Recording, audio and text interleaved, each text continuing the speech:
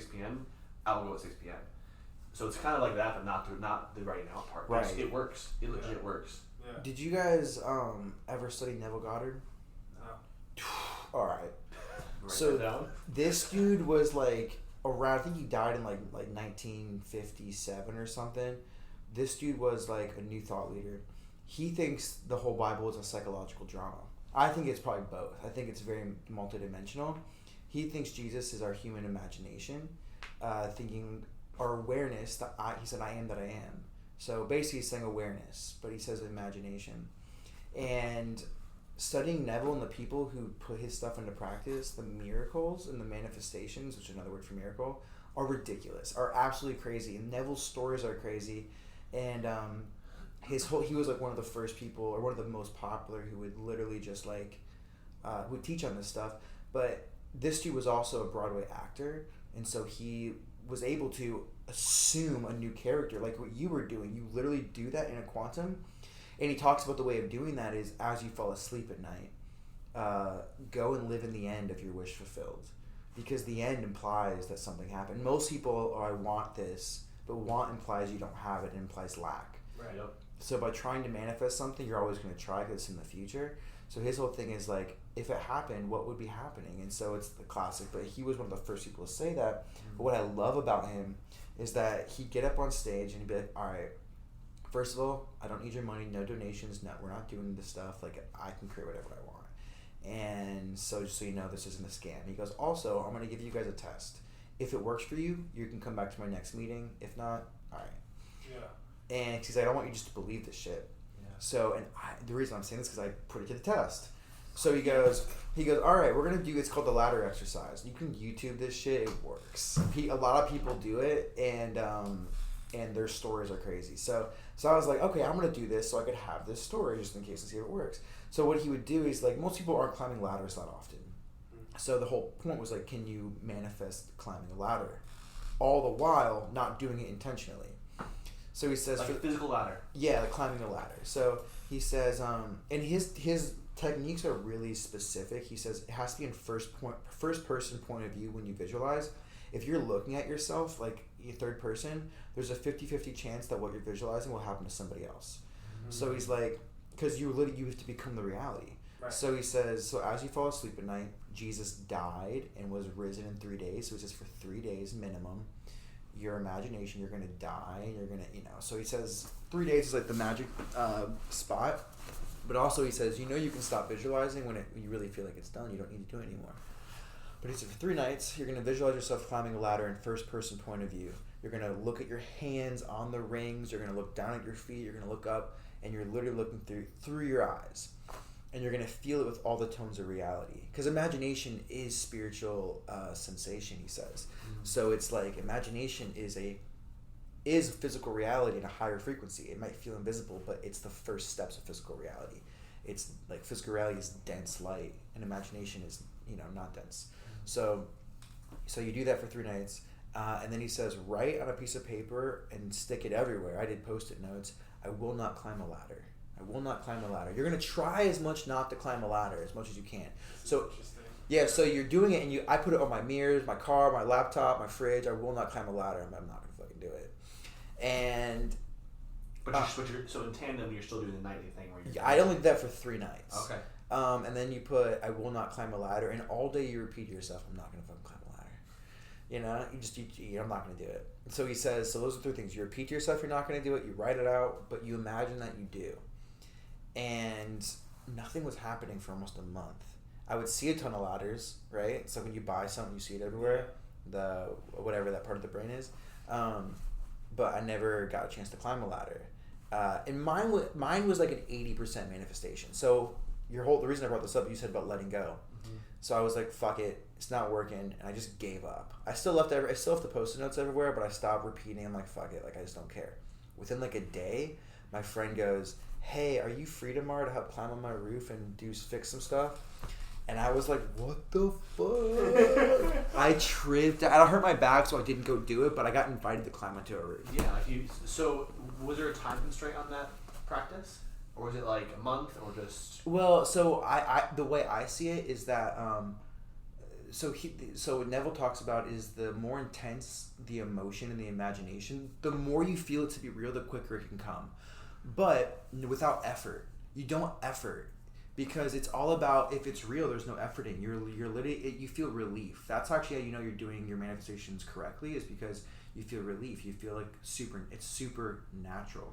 Yeah, I was explaining this a super simple way when it comes to ask the universe for something, and there's so many different analogies for it. This one was just, like, really quick for me. It was like, if you order food from DoorDash, you do your part, right? Like, you write down whatever you want, you pay for it, you do your part of it, right. You hit pay or send, whatever, and then, like, you just trust it's going to show up in 30 minutes. Yeah. Like, you go, you do your laundry, you keep watching your movie, you're hanging out with, like, whatever, and you just there's zero doubt, or close to zero doubt, unless you get a message that, like, you're expecting your food in 30 minutes. Yeah. Same thing with the universe. Is like, write it out, pray for it, whatever, and then, like, forget about it. Yeah. And then that's for me, at least, that's the time that's happened the easiest. Instead of, like, oh, is it, like, the more times you check your phone, like, is the pizza here? It's been 2 minutes. Right. It's like, bro, chill out. A coach I was working with taught me this, and it stuck forever. It's like, don't, with the same thing, with trying, right? It's like, trying is resisting. Like, when you try to do something, right, you're creating that same gap of, I am here, the thing that I want is here. Everything in between that is resistance. Damn. So when you try, you are literally pushing. You're trying, you're pushing, you're putting energy in the direction of splitting the space between where you are and the thing that you want to be. And that's why, like, the things in life that, and you guys have felt this in different areas, right? Like, the things in life where you stop trying, it just fucking happens. Yeah. That's so deep, dude. The trying part, because trying implies, like, resistance. Well, and if you're going to use so the crazy. same analogy we talked, like, I don't know, an hour ago, of you're just jumping to a different timeline where your climbing ladder exists, or where you own this exists. So you don't try to do it. So, like, okay, this is what I want. Boom, I'm gonna hop to this one. Yeah. It's not like white knuckling it. Yeah, what I think was one of the deepest things for me, what really hit me, is that you're never trying to change a reality. Because by changing a reality, you're resisting an old reality, and you're going to keep recreating it. So we're not changing a reality, we're just choosing a new one. And those are very different. Yeah. By saying, you know what I'm saying? By saying, okay, I don't like this reality, so I'm going to change it. I'm in resistance to this one. And it's the whole thing, I'm not going to climb a ladder. Right. So you're still focusing on a ladder. You know what I'm saying? Like, your subconscious doesn't pick up negatives.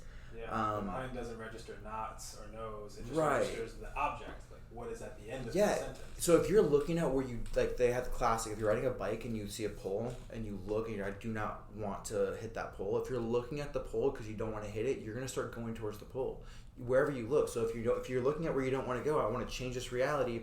I don't like it. I don't like it. I don't like it. Well, then you're going to go there and you're going to recreate it. And then the whole thing with, like, you're talking about DoorDash, doubt is 100% trust in realities we don't prefer.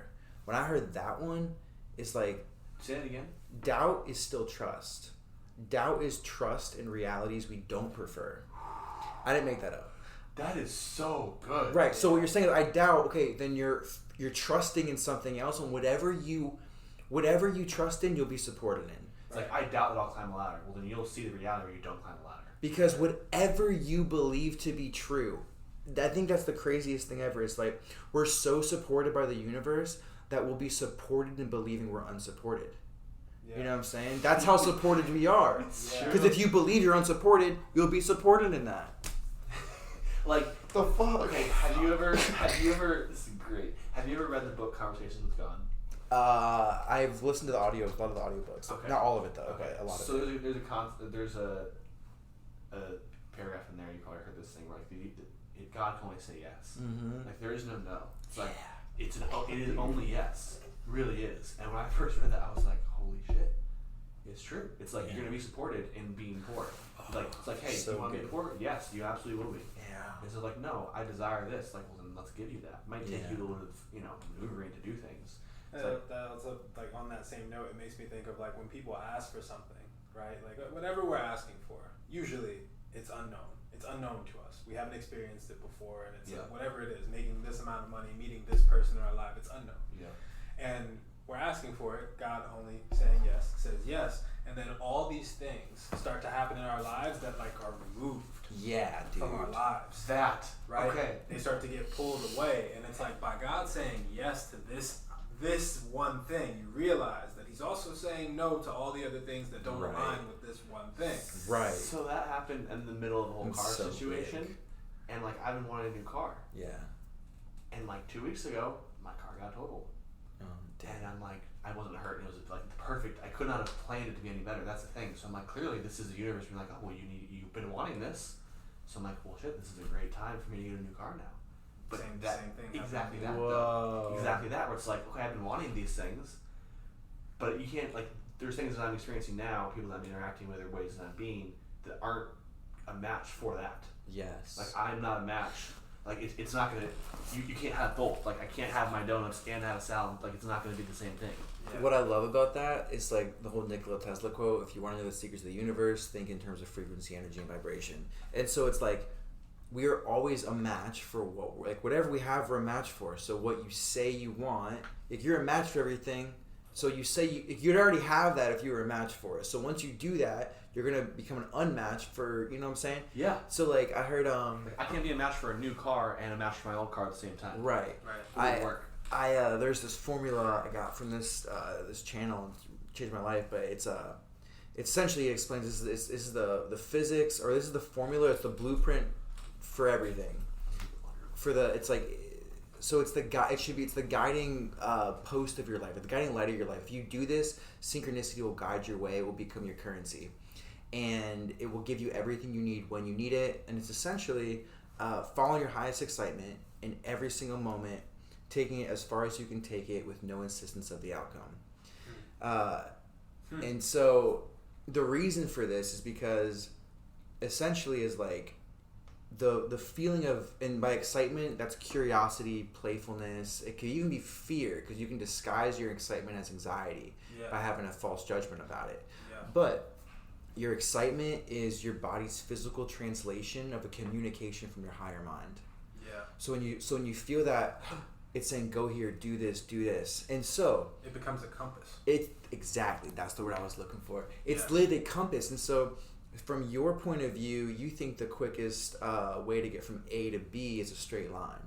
But your higher self that has a bird's eye view and knows that it might take you left, right, up, back, but you'll fly through that way quicker because you won't be in resistance than if you were in resistance going in a straight line. The reason I'm saying that is because like you get excited about something like he was talking about, and it's like, I think the moment you get excited and you go for something, and then obstacles seem to come up.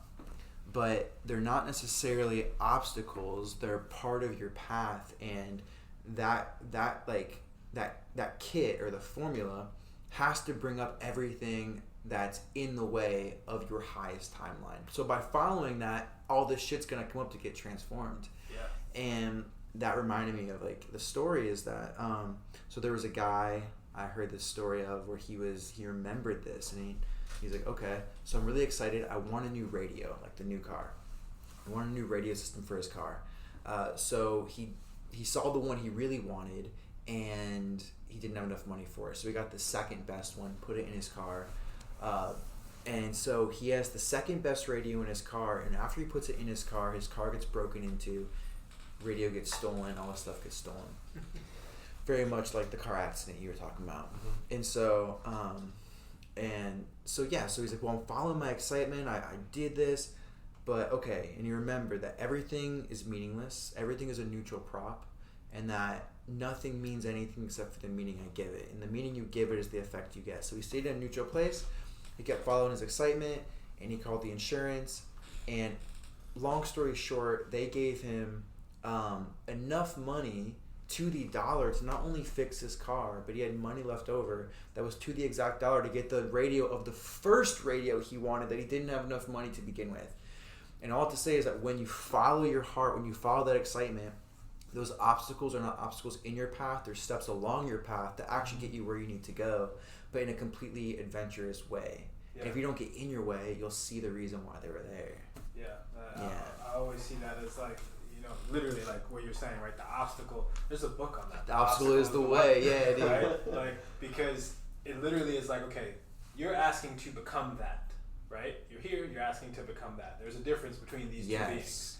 the tools that you need to be that are developed by getting to this obstacle. That's something